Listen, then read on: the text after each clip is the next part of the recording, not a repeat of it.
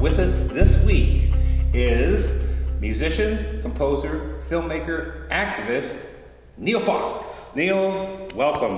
Welcome. Thank you. Thank you so much for coming. Oh, thanks for being here. Otherwise, I'd be sitting here talking to nobody.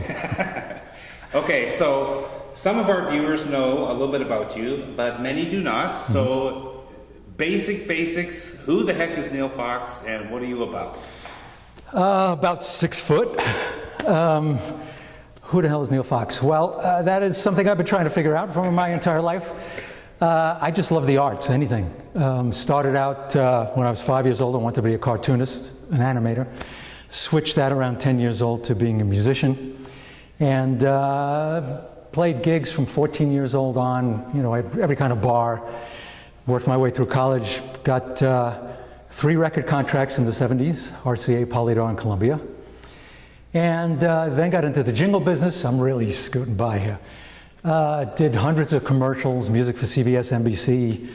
Then I hated that business, so after about 15 years got out of that, got back to what I wanted to do, which was making my own music. And shooting right along here, I started getting into video and animation, back to animation. And started doing my own music videos. And I did a one-man show called Pigeonholes, which was me in a 9-foot screen, be interacting with the screen. So I would interact with the screen and the animation on the screen and wrote all the music for it. It took about 3 years to create that. Anyway, I started doing some music videos, putting them on YouTube. And one time I happened to do a particular video about the Federal Reserve. Oh, yeah. And it kind of took off. It was called, ready for this? It was called Fuck the Fed, and which is appropriate. And people loved it. So I thought, gee, you know, maybe using this humorous and musical way to get ideas across, ideas that people wouldn't normally want to care about, most people. Maybe this is a way to get the information out to the average person using entertainment, and then it plants the seed, and they think, well, maybe the Federal Reserve isn't so hot, you know, and they'll actually sit through it. So this is where the activist thing comes in. You're trying to like change people's mind about things through your art. Yeah, or at least if I can't change their mind, you know, at least get them to start questioning. You know, I mean, I don't care what they eventually come up with is their own business, but I want them to not just take what they see on the news and assume that's correct, because with my research into what's going on in the world, I really, it's shocking. It's shocking. It's nothing like what's being portrayed. So right. I took it on as my own thing to use music and art and animation and performance to let people know what's happening in a way they can have it, an entertaining way. Right. So is that like more spiritually rewarding for you than writing jingles for money? You could say that. I did say that. Very well put. Yes. Just like I told you. No, it's, yeah, jingles were, I didn't like it from the get-go. I mean, the money was great. It was easy to make.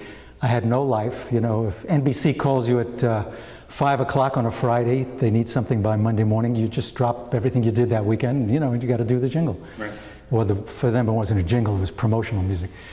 I kind of hated it because we were doing stuff that didn't mean anything except making money. Right. So I just, after 15 years, I finally said I had enough. I had some money coming in through the CBS Evening News with Dan Rather. We were getting residuals. Right. And so I quit my job. I was partners with 2 other guys. And I quit and decided to start my own record label, which is called Wire Duck Records. It's online. And started doing music the way I wanted to do it, and, you know, and the videos and everything else. Right. And I didn't know that a few months after that they'd fired Dan Rather, and there go the residuals. So it became a little hectic for a while. Gotcha. Interesting though, you know. Okay, so as soon as we take a little break for a word from our sponsor, we're going to play a little something from NEAL FOX, so stay tuned.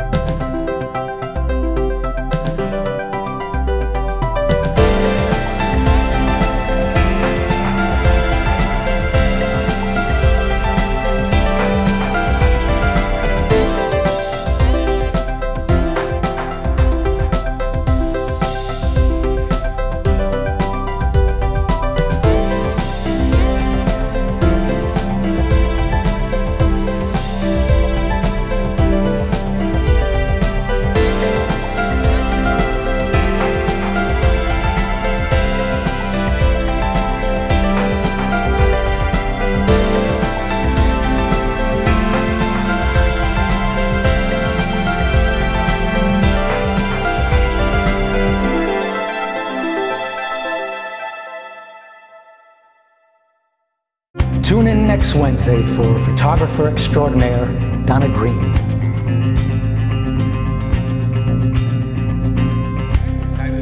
Okay. So we're back with Neal Fox, and what are we going to see here? Neal, tell us about it. Well, I expanded on the whole idea of the Federal Reserve video because it was, I did a few more after that and they were going well. So I spent 3 years creating a project called The Conspiracy Project, which is a full-length documentary, but it's got 17 songs and animation, and it goes into many of the conspiracies that are out there, which aren't necessarily theories. If you look into it, a lot of them you find out there's a lot of truth behind them. So I've got this film out there now, which is starting to win some awards, get into film festivals, and it's on Amazon and my own site. And you're going to see right now just a short one of the trailers. I have a few trailers, so you're going to see one of them. Okay, so here's a trailer for The Conspiracy Project.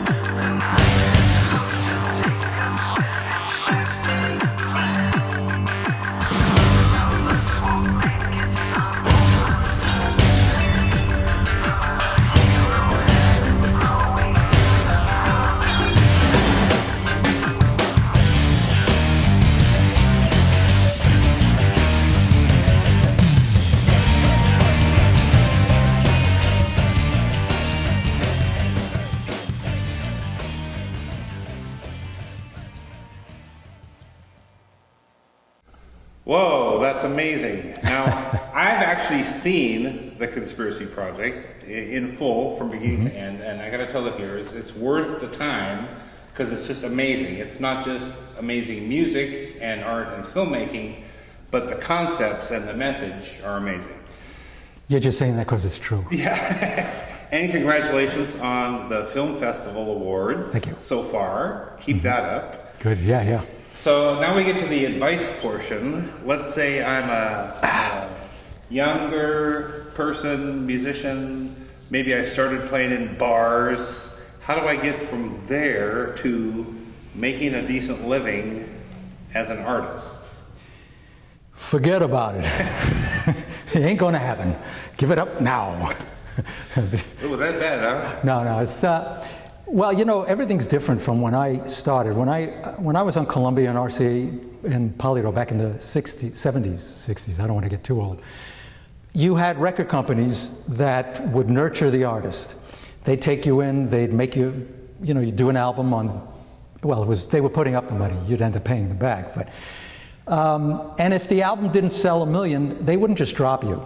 They would actually do another album. They assumed you would take a little time to develop as an artist. It's not that way anymore. Now you have just a handful of record labels, and if you're not, the latest and greatest, they just won't take you. And the deals they make are very strange.